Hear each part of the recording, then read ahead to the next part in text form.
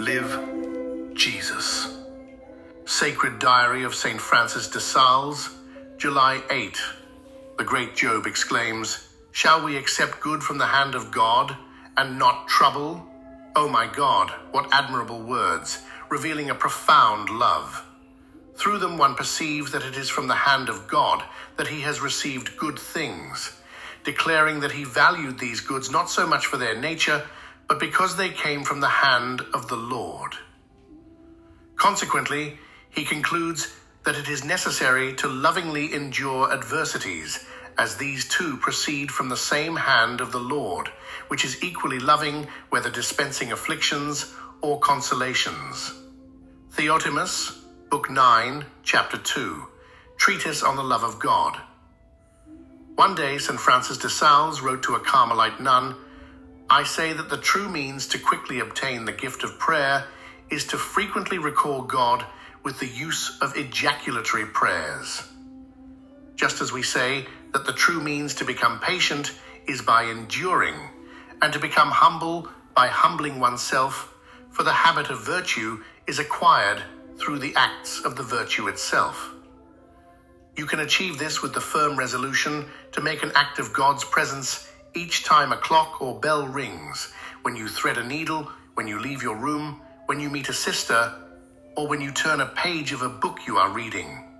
Often say, 'Sweetest Jesus, by the love with which you died to fulfill your most holy and perfect work, have mercy on me.' But do you wish to quickly become a holy and great contemplative? Be humble and consider yourself the most insignificant and imperfect in the whole monastery.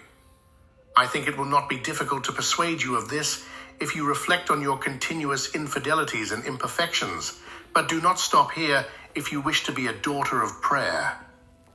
Furthermore, rejoice when others become aware of this and treat us according to the sentiments they have conceived of us, and, even more, show more affection and serve with greater dedication those who have treated us in such a manner.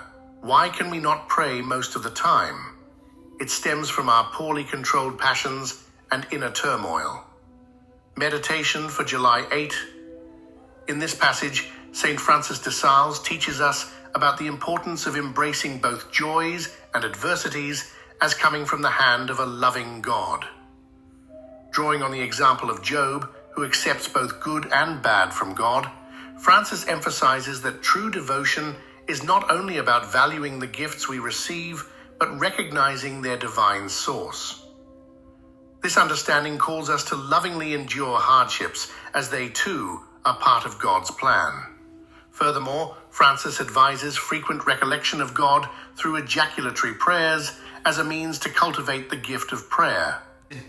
Suggests forming habits of virtue by engaging in acts that embody those virtues, such as patience through endurance and humility through self-reflection.